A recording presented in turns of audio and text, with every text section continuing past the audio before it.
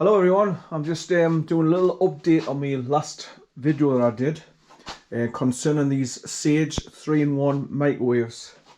I've been doing a little research. I've managed to buy other Sage 3-in-1 microwaves and obviously test out how they work and just checking out inside to see what wires go where.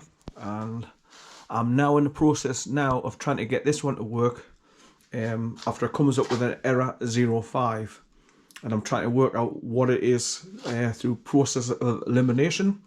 After looking on the internet, E05 comes up with sometimes it could be these here, the thermostat switch off, cut off switches, or it could be even the probe that goes into the oven.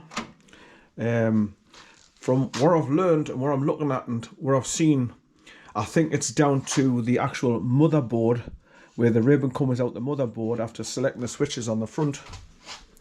I think it could be down to that, because there's no sign of overheating or burning or black marks or any sign of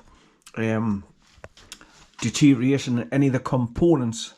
So I'm strongly believing that it could be down to the motherboard, like I say, the control board on the front, where the ribbon comes out. You can see the ribbon there, and then you've got these little switches here. So what I'm doing is I'm just pointing my camera at the micro switches on the door as well to see where the wires go and what operates what. So I'm just keeping a log of where the actual switches go and the leads that go down onto the blades that stick out from them, and they're all color coordinated with felt tip pen. So when I open up another one, I'll double check that this one's correct. But obviously we had the door mechanism switch out because the door wouldn't shut at first when we first got it. But the soft closed door situation is fixed now, so the door shuts properly. There you are, you can sit nice and soft. So when the hooks touch the little switches on the micro switches on the door, they work as well, operate. So this is what leads me back to thinking that it is the actual the motherboard inside the front control board. So all those little plugs have got to come out, and the front panel's got to be taken off altogether. And what I'm going to do is swap it out with a working microwave front panel, and obviously whatever's going wrong with the motherboard, if everything starts working again after I transfer it over, I know that's what it was. So that's why I've managed to get a hold of some other Sage 3-in-1 microwaves, so I can use working parts and do a swap out. So obviously that way, through process of elimination, I can find out exactly what's gone wrong and why the microwave doesn't work. You can switch it on, it counts down the time and everything, the lights come on, the fan spins, everything works, but it doesn't heat up any food. So basically sometimes it's down to the magnetron here. So that's why I've got it unplugged. I bought a new one just in case. But once again, another suspect is the actual inverter, the board in here. Sometimes if you look inside there, you can see the what do you call it again, bridge rectifier. And then just further along to that on the they're both screwed onto a heatsink, aluminium heatsink, and the first one you can see there is the bridge rectifier, which turns the AC or into DC or DC into, you know.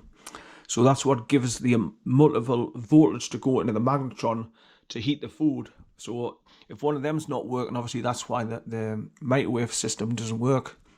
And this is another thermostat cutout switch for if this gets excessively hot. This is an automatic cut off, so it shuts off the microwave before it gets too hot. So I'm just making a video of pointing down to where everything goes. So obviously you've got the little white switch on the top of the motherboard here, and that goes off to the probe that goes inside the oven there on the top, where that one screw's holding it down. The ribbon controls the LED, everything that lights up on the front, obviously, that you see when it lights up, and the countdown numbers, and that's what the ribbon's for. Then you've got another little one here with two little skinny blue wires just above the first relay, and then you've got the four plugs that go into the relays. You've got the top one with the blue and red wires coming out of it. You've got the white one behind that, and then you've got the red one down below that, and then you've got the white one again at the bottom. Now if you notice as well, on the white one you've got the thicker white wires coming out of it, and then it does a loop, and that's what goes down to plug into the inverter board where I'm marking pen there. So obviously that's generating more power to go through to set off to start the inverter board. The same as the little switch that plugs into this one here. There's a little plug that goes right in the corner here with 3 wires coming off it, red, white, and black. Now that's what actually starts the inverter board from the motherboard. So obviously if that's not working as well, that's the one at the bottom there in the right hand corner with a pink switch, pink holder on the right hand side of the board looking down there.